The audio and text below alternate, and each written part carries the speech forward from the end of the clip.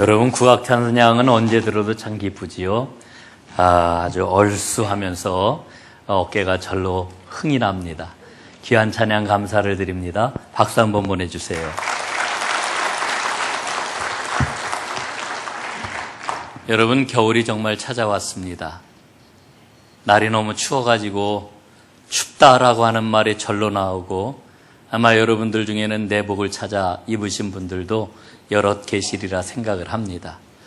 교회 나올 때에 옷깃도 꽁꽁 여미고 날씨가 너무 춥다 이러면서 나오셨는데, 우리 하나님께서 여러분들을 따뜻하게 맞아주시고 품에 안아주셔서 그 인생살이의 모든 추위를 녹여주시는 큰 은혜가 오늘 여러분 모두에게 임하시기를 주님의 이름으로 축원합니다. 우리가 사는 세상에는 두 종류의 사람이 있다고 그래요. 하나는 감사하며 사는 사람이고, 또 하나는 감사를 잃어버린 사람이라고 이야기를 합니다. 여러분, 탈무드에 보면은 아주 유명한 그런 그 이야기가 있지 않습니까? 진정한 지혜자가 있다. 그 사람은 누구냐? 모든 사람에게서 배우는 사람이다. 진정으로 강한 사람이 있다. 그 사람은 누구냐? 자기 자신을 이기는 사람이다. 진정으로 부자인 사람이 있다. 그 사람이 누구냐? 자기가 가진 것 가지고 감사하는 사람이다 라고 하는 이야기가 있습니다. 여러분, 감사하는 사람이 정말 복되게 사는 사람입니다. 감사하는 마음이 오늘 우리에게 있다라고 하면은 우리 지갑에 돈 10,000원밖에 없다 할지라도 그 마음은 넉넉할 것입니다. 그러나 감사하는 마음이 없다라고 하면은 그 사람은 아무리 억만금을 가지고 있다 할지라도 그 마음은 여전히 빈털터리일 것입니다. 여러분, 그리스도인은 누굴까요? 감사하며 살아가는 사람입니다. 그러나 안타깝게도 오늘날 그리스도인들의 모습을 보면은 그리스도인들 역시 두 종류로 나누어지는 것을 보게 됩니다. 진짜 감사하며 은혜 가운데 살아가는 사람이 있는가 하면은 다른 하나는 감사의 인색한 가운데 살아가는 그런 믿음의 사람이 있습니다. 정말 믿음의 사람이라고 이름을 붙여야 할까 하는 생각이 드는 거지요. 여러분, 로마서 1장 21절에 보면은 하나님의 탄식이 기록이 되어 있습니다. 우리에게 이렇게 말씀을 합니다. 하나님을 알되 하나님으로 영화롭게도 아니하며 감사치도 아니하고 오히려 그 생각이 허망하여지며 미련한 마음이 어두워졌나니, 이렇게 말씀합니다. 여러분, 이 말씀을 가만히 보세요. 이 말씀을 통해 우리는 깨닫습니다. 감사가 풍성한 사람은 마음이 밝은 사람이요, 감사가 풍성한 사람은 건강한 사람이라고 하는 것을 하나님이 일러주고 계시는 거예요. 반대로 감사가 인색한 사람은 그 삶이 어둡고 병들어 있는 인생이라고 하는 것을 하나님이 일러주고 계시는 거지요. 오늘 시편, 우리가 읽고 있는 이 100편을 가리켜 감사의 시라고 이야기를 합니다.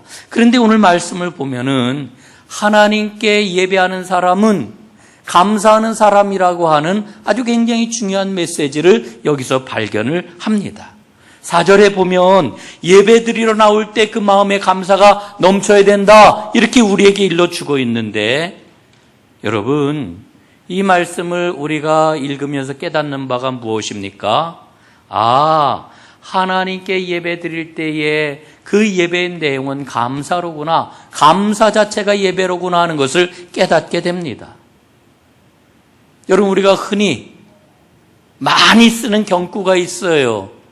예배 성공자는 인생의 성공자다 그러지요. 예배의 성공자는 신앙의 성공자다, 이렇게 이야기를 합니다. 여러분, 이 말을 좀 확대한다라고 하면은 감사하는 사람이 예배의 성공자요, 그 사람이 바로 인생의 성공자요, 믿음의 성공자라고 하는 사실을 오늘 말씀을 통해서 깨닫는 거예요. 여러분, 우리 삶 가운데 감사가 넘쳐나는 은혜가 있기를 주님의 이름으로 축복합니다. 오늘 우리가 추수감사주의를 지키고 있어요. 마음을 다하고 뜻을 다하고 정성을 다하여 하나님께 감사함으로 예배를 드리고 있어요. 오늘 감사주일 예배를 드리면서 제가 간절히 소원하는 바가 있습니다. 그 소원이 뭘까요? 우리는 너무나 잘 알고 있어요. 우리 믿음 생활은 감사해야 되는 생활이다. 이거 뭐 저도 잘 알고 있고 여러분도 잘 알고 있습니다. 그런데 저 자신을 돌아봐도 그렇고 여러분들의 삶의 모양을 보아도 그렇고 여러분 감사보다는 불평이나 원망이나 혹은 낙심이나 절망이나 뭐 이런 것들이 우리 삶을 지배하거나 그런 삶이 우리 가운데 가득하다라고 하는 것을 우리가 발견하잖아요. 예? 여러분 그래서 제 간절한 소원은 잃었던 감사를 되찾는 복의 날이 되게 하옵소서. 오늘 예배를 드리면서 하나님이 그렇게도 원하시고 그렇게도 기뻐하시는 감사를 되찾는 복의 날이 되게 하옵소서. 이게 저의 소원입니다. 사랑하는 여러분, 여러분의 감사가 혹시 인색했다라고 하면 그 풍성하게 감사하는 여러분이 되시기를 간절히 바랍니다. 여러분 시편은 모두 150편의 그런 그 시가 수록이 되어 있는데 여러분 그 150편이나 되는 많은 시 가운데서 옛날부터 지금까지 많은 사람들이 그리스도인들이 열심히 읽고 낭송하는 애송하는 그런 그 시가 대표적으로 있는데 오늘 우리가 읽고 있는 100편은 그런 시 가운데 톱 5에 들어가는 그런 시입니다.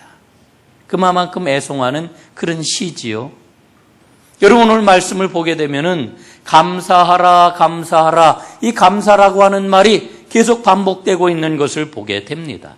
이 감사라고 하는 말은 원어로 토다라고 하는 단어를 사용을 합니다. 사람과 사람 사이를 뛰어넘어 하나님의 은혜에 대한 표현이라고 하는 거지요. 오늘 저는 시편 100편을 읽으면서 하나님께서는 우리에게 감사하라고 말씀을 하시는데 감사하는 방법을 우리에게 일러주고 계시는구나. 감사의 방법을 발견해요. 크게 세 가지를 우리가 여기서 볼 수가 있습니다. 어떻게 감사해야 되느냐. 첫 번째로는 나아가라. 이렇게 일러주십니다. 나아가라. 오늘 2절 말씀해 보니까요. 이렇게 기록이 되어 있습니다.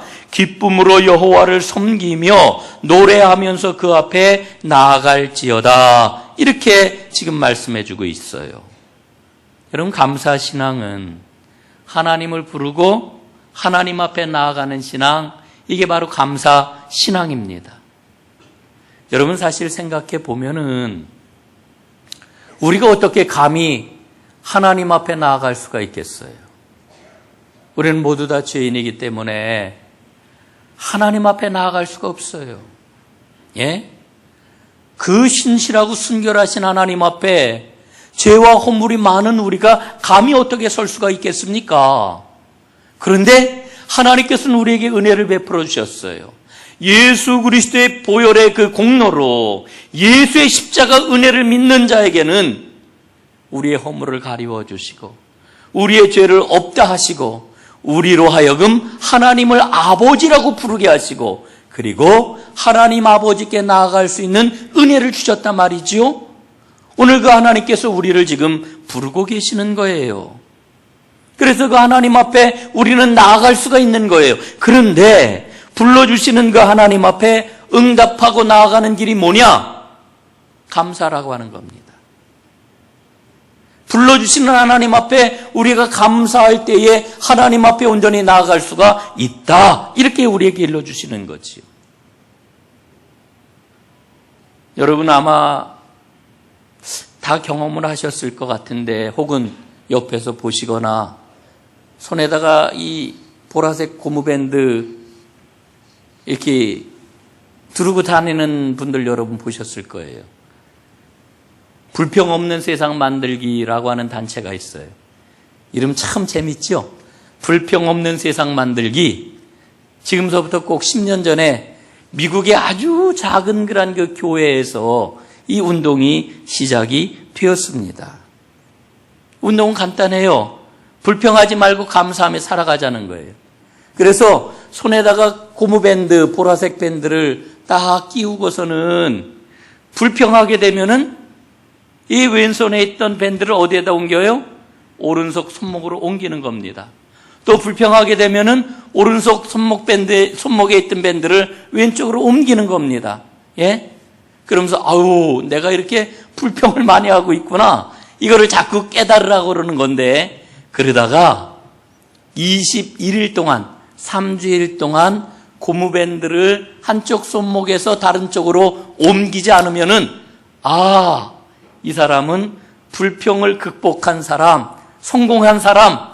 그래서 3주일이 지나면은 그 프로젝트가 끝나는 그런 프로그램이에요. 재밌지요? 그런데 이 불평 없는 세상 만들기 한국 본부가 있어요. 이 한국 본부를 대표하는 한건수라고 하는 분이 있는데, 이분이 불평을 4단계로 설명을 해주고 있어요. 첫 번째 단계, 의식하지 못하고 불평하는 단계입니다. 상황이나 환경이나 이렇게 보게 될 것 같으면은 그렇게 나빠 보이지 않는데 그냥 입만 열면은 저절로 불평이 나오는 거예요. 예? 불평. 이 불평 나오는 걸 이렇게 보라색 밴드를 이렇게 옮기다 보면은, 내가 정말 너무 불평을 많이 하네. 예? 이것을 깨닫게 되는 거지요. 그러면서, 불평이 우리 마음과 입술에 아주 견고하게 자리를 잡고 있구나. 이걸 깨닫는 단계. 이게 1단계입니다. 2단계. 의식을 하면서도 불평하는 단계입니다. 내가 이 불평하고 있네. 이걸 알긴 알지만은 이게 고쳐지지 않는 거예요. 예? 여러분, 그런데 한번 제가 질문을 던져볼게요. 불평을 왜 하십니까? 우리가 불평하는 이유가 어디에 있을까요?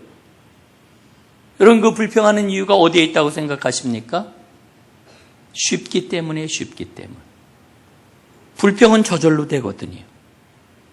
불평은 답을 찾는 게 아니고요, 대안을 찾는 게 아니고요, 그저 이유만 있으면은 그냥 나오는 게 불평이란 말이에요. 별다른 노력을 기울이지 않아도 된단 말입니다. 근데 여러분, 우리가 꼭 기억을 해야 될 게 있어요. 불평을 하게 되면은 반드시 그 불평이 주변 사람들의 에너지를 빨아들인다는 거예요. 주변 사람들이 갖고 있는 에너지를 고갈시킨다는 거예요. 여기 참 심각하지요. 여러분, 우리가 불평을 멈추어야 하는 가장 중요한 이유가 뭔지 아십니까? 물론 나 자신을 위해서도 불평을 멈추어야 되지만 내 주변 사람들, 소중한 사람, 사랑하는 사람 위해서 불평을 멈추어야 해요. 남편이 있잖아요. 아내가 있잖아요. 여러분 사랑하는 자녀들이 있잖아요. 친구들이 있잖아요. 여러분 동료들이 있잖아요. 얼마나 소중한 사람들입니까? 이 사람들이 불평하면은요, 에너지가 다 쪽쪽 빨리는 거예요. 정말 소중하다고 생각하면, 사랑한다라고 여러분 분명하게 생각을 하신다면 불평을 멈추어야 합니다.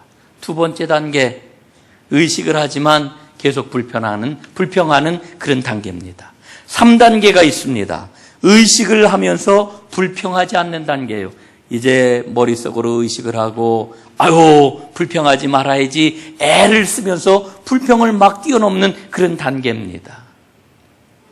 여러분, 재밌는 그런 그 조사 결과가 있는데요. 우리가 비판을 하면은 비판하는 그 사람, 그 대상이 태도나 행동을 고칠까요? 안 고칠까요? 우리는 비판할 때 고칠 거라고 생각을 하고 비판하잖아요. 여러분, 그런데 조사 결과는 전혀 딴판입니다. 우리가 비판하면은 그 비판하는 사람이 그 태도와 그 행동을 고칠 것 같지요? 오히려 더 그 태도와 그 행동이 더 강화된다라고 하는 결과가 있어요. 그 소용없다는 거지요. 여러분, 불평하고 비판해가지고 상황이 바뀌는 게 아니에요. 더 나은 방법 찾아야 되는 거지요. 이게 3단계입니다. 마지막 4단계는 뭐냐? 의식하지 않아도 불평하지 않는 단계입니다.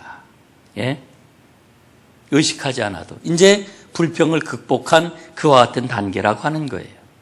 불평하지 않는 거는 우리 행동을 고치는 게 아니고요, 우리의 마음을 고치는 겁니다. 우리의 인생을 바꾸는 겁니다. 앞에서도 말씀을 드렸어요. 누군가 주변에서 불평을 하기 시작을 하면은요, 우리는 불편해져요. 여러분 늘 구호처럼 여러분 외쳤으면 좋겠어요. 불평하면 불편하다. 예? 불평하면은 사람들이 불편해져요. 이걸 알아야 됩니다. 우리는 좋은 일이든 나쁜 일이든 주변에 있는 사람들을 본받는 무의식적인 경향이 있어요. 우리가 불평 없는 사람이 되면은요, 하나님께서 우리에게 선물을 주십니다. 어떤 선물을 주실까요? 아, 그 사람은 믿을 만한 사람이다. 그 사람은 의지할 만한 사람이다. 그래서 좋은 영향을 끼치는 덕 있는 사람이 되는 거예요. 여러분, 우리 전동교회 모든 성도님들이 이와 같이 좋은 영향을 끼치는 덕 있는 사람, 믿을 만한 사람, 의지할 만한 사람 다 되시기를 주님의 이름으로 축복합니다. 여러분, 불평하지 않는 게 곧 감사의 다른 모습인 것이지요. 여러분, 불평하는 것은 부정적으로 반응하는 거고요. 감사하는 것은 이와 같은 부정적인 태도를 버리는 게 감사입니다. 여러분, 그러니까 감사를 추상적으로 생각하지를 마시고요. 내 안에 있는 불평하려고 하는 마음을 자꾸만 떨쳐버릴 수 있도록 기도하며 애쓰는 여러분들 되시기를 간절히 바랍니다. 여러분, 오늘 시편 말씀을 보니까 감사하는 삶을 사는 것이 하나님 백성다운 삶이다 일러주고 있어요. 성경을 우리가 열심히 읽잖아요. 성경을 읽으면 읽을수록 하나님께서 거듭해서 반복적으로 하나님 백성다움에 대해서 일러주고 있는 것을 보게 돼요. 하나님 백성다운 게 뭘까요? 하나님 백성답다. 감사해요, 감사. 그 사람은 정말 하나님 백성다워. 그러면 그 사람은 틀림없이 감사의 사람이라고 하는 거지요. 이게 바로 오늘 본문 말씀에서 일러주고 있는 하나님께 나아가는 길이다, 이렇게 일러주고 있습니다. 사랑하는 여러분, 하나님 앞에 나아가는 여러분들 마음과 입술에 감사가 떠나지 않는 은총이 있기를 주님의 이름으로 축복합니다. 두 번째로 감사의 방법이 뭐냐? 깨닫는 겁니다. 깨달아라. 오늘 3절 말씀에 보니까 여호와가 우리 하나님이신 줄 너희는 알지어다. 그는 우리를 지으시니요 우리는 그의 것이니 그의 백성이요 그의 기르시는 양이로다 말씀합니다. 여호와가 우리 하나님이신 줄 너희는 알지어다. 예? 하나님을 알라 지금 말씀하고 있어요. 여러분, 여기서 안다라고 하는 게 무슨 뜻입니까? 체험해서 느끼고 깨닫는다라고 하는 그런 의미지요. 여러분, 이렇게 하나님을 다 알고 계시죠? 이렇게 우리가 하나님을 알게 될 때에 저절로 우리는 세 가지를 고백을 하게 돼요. 그 세 가지가 뭐냐? 나는 하나님의 피조물이다. 나는 왕이신 하나님의 백성이다. 나는 목자이신 하나님의 양이다. 여러분, 이 세 가지가 저절로 고백이 되면은요, 나는 하나님의 피조물이요, 나는 하나님의 백성이요, 나는 하나님의 기르시는 양이요. 여러분, 이게 깨달아지면은요, 이 고백이 있게 되면은 하나님께 우리의 인생길을 전적으로 맡기게 되지 않겠어요? 하나님이 인도하시는 대로 따라가지 않겠어요? 이게 기쁨 아닙니까? 이 기쁨, 이 기쁨, 예? 우리가 이 찬양을 해야지요. 그 독일의 마르티 바덴이라고 하는 재무부 장관을 지냈던 그런 분이 계십니다. 아주 오래전 얘기인데요. 이 마르티 바덴이 젊은 시절에 너무너무 가난했다고 그래요. 한 번은 지방으로 출장을 갔는데 싸구려 여관에서 이제 묵었어요. 아침에 딱 일어나 방문을 열어보니까 글쎄 구두를 누가 훔쳐간 거예요. 예? 여러분, 옛날에는 신발을 잃어버리는 일이 종종 있었어요. 우리 교회는 신발 잃어버리지 말라고 제가 신발 안 벗고 들어오게 예배당을 지었습니다.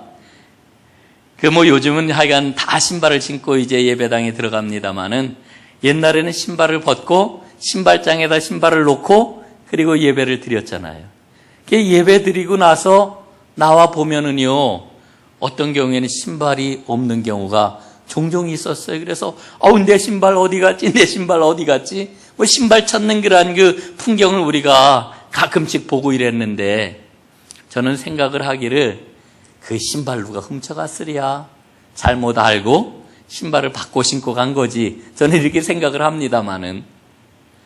근데 어쨌든 이 마르티 바덴이 신발을 잃어버린 거예요. 구두를 누가 들고 가고 말았어요. 얼마나 속이 상하든지 마르티 바덴은 구두를 훔쳐간 사람을 향해서 욕설을 퍼붓기 시작을 했습니다. 이 어떤, 제가 얘기한 거 들으셨어요? 내 신발을 훔쳐갔어. 더군다나 나같이 가난한 사람 신발을 훔쳐가더니 벼룩이 간을 내먹지. 이러면서 그냥 불평을 하고 욕을 했습니다. 그런데 그날 아침이 마침 주일이었다고 그래요.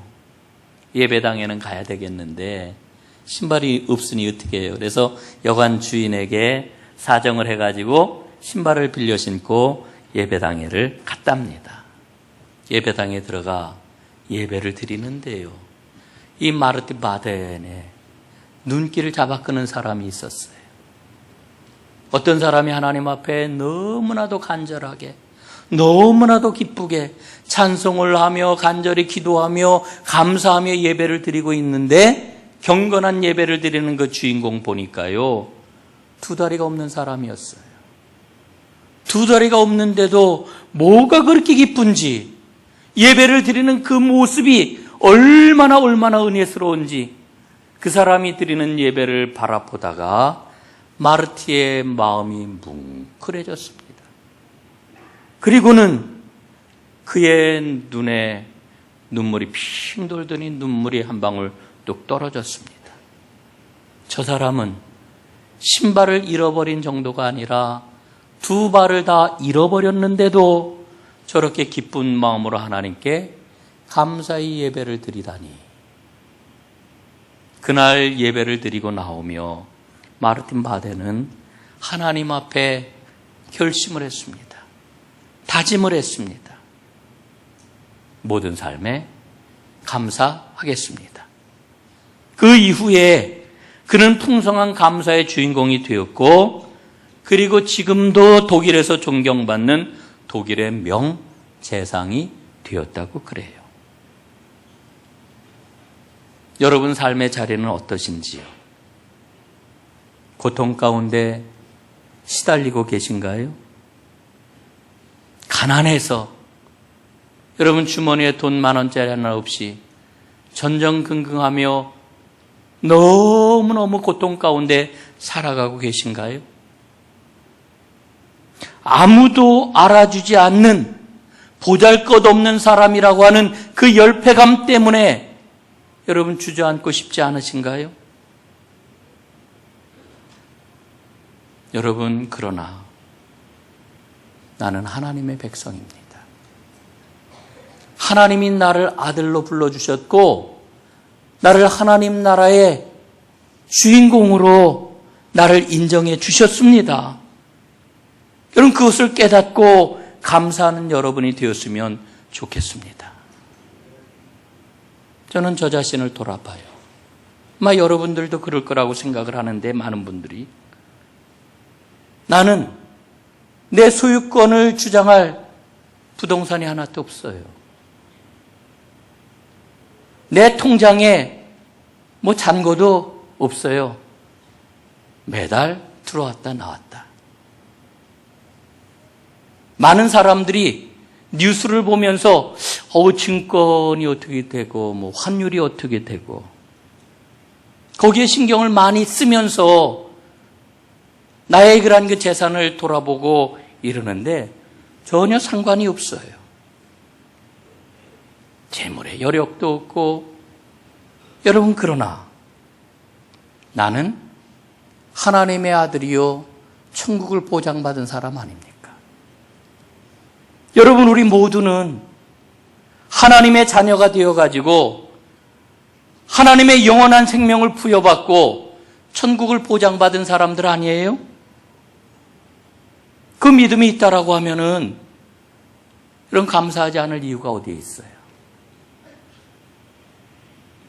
여러분, 이 깨달음이 감사를 불러오는 겁니다.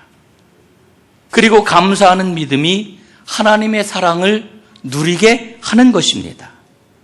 전능하신 하나님이 나의 하나님이십니다 라고 하는 이 깨닫는 믿음이 오늘 여러분 모두에게 가득하기를 주님의 이름으로 축복합니다. 세 번째 감사의 방법이 있어요. 송축하는 겁니다. 송축하라. 오늘 4절 말씀 보니까요, 감사함으로 그의 문에 들어가며 찬송함으로 그의 궁정에 들어가서 그에게 감사하며 그의 이름을 송축할지어다.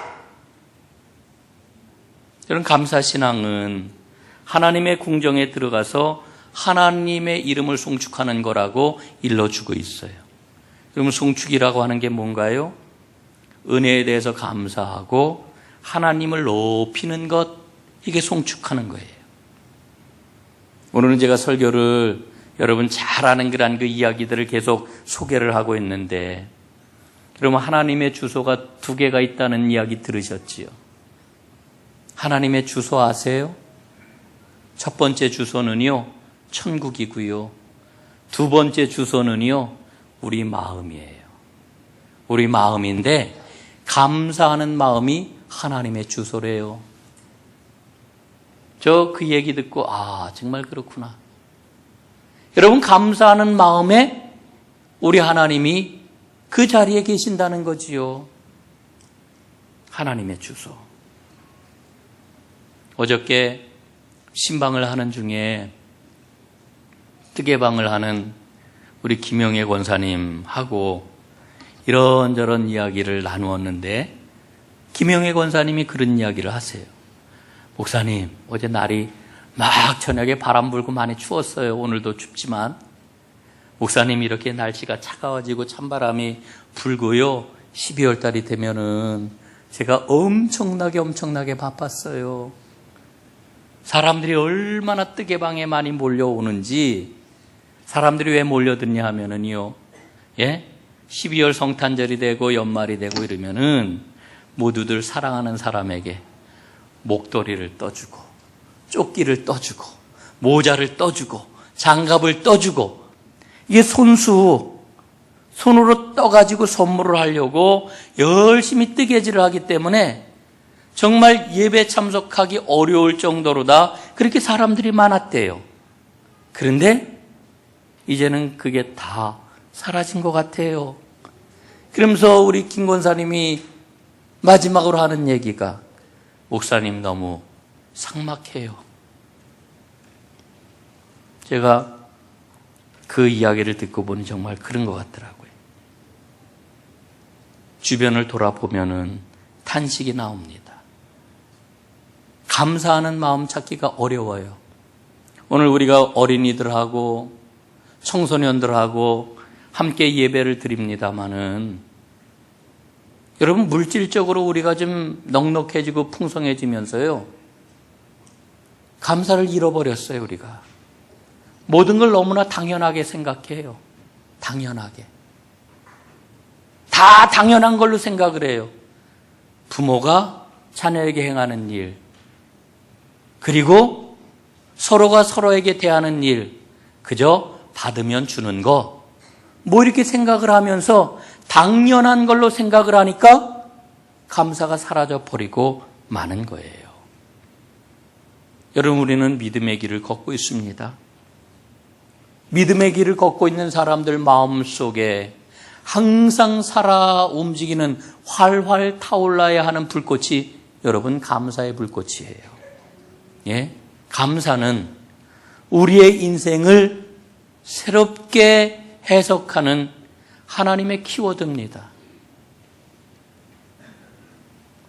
사랑하는 여러분, 오늘 이 감사절 예배를 드리면서 하루를 시작할 때 감사로 하루의 문을 여시기를 바랍니다. 하루를 마무리할 때 감사로 하루를 마무리하시기를 바랍니다. 그럴 때 하나님께서는 약속하신 대로 여러분을 향하여 하늘의 보물창고를 여실 것입니다. 그리고 여러분의 삶 가운데 복을 부어주시되 물 붓듯이 넘치게 부어주실 것입니다. 그 하나님을 만나게 될 것입니다. 여러분, 오늘 제가 이렇게 말씀을 드리면은 제가 인생을 굉장히 쉽게 생각하는 것처럼 여겨질지 몰라요. 인생은 쉽지 않아요. 우리가 매일 경험하잖아요. 얼마나 어렵습니까? 얼마나 눈물겨운 일이 많습니까? 얼마나 힘이 듭니까? 하루에도 12번씩 주저앉고 싶고 돌아서고 싶을 때가 얼마나 많습니까? 만만하지 않아요. 여러분, 그렇다고 해서 인생을 부정적으로 바라보고 불평하고 이렇게 살아가는 자에게는 결코 인생의 승리가 주어지지 않아요. 어렵고 힘들고 아프고 눈물 나지만 그 가운데서도 감사를 놓치지 않는 자에게 하나님은 축복하시고 그를 붙잡아 사용하신단 말이에요. 감사. 오늘 성경은 우리에게 일러주고 있죠. 감사함으로 하나님께 나아가라. 하나님이 나의 하나님이라고 하는 것을 깨달아라. 그리고 그 하나님을 송축하라. 이 감사의 공식이에요. 사랑하는 여러분, 여러분 인생 18번 노래가 오늘 이 시편 100편이 될 수 있기를 저는 소원합니다. 평생을 살아가며 이 시편 100편을 날마다 노래하면서 나아가는 진정한 감사의 사람들, 그래서 감사의 사람에게 당연하게 따라오는 축복의 사람이라고 하는 이와 같은 간증이 여러분의 삶 가운데 넘쳐나기를 주님의 이름으로 축원합니다. 기도하겠습니다.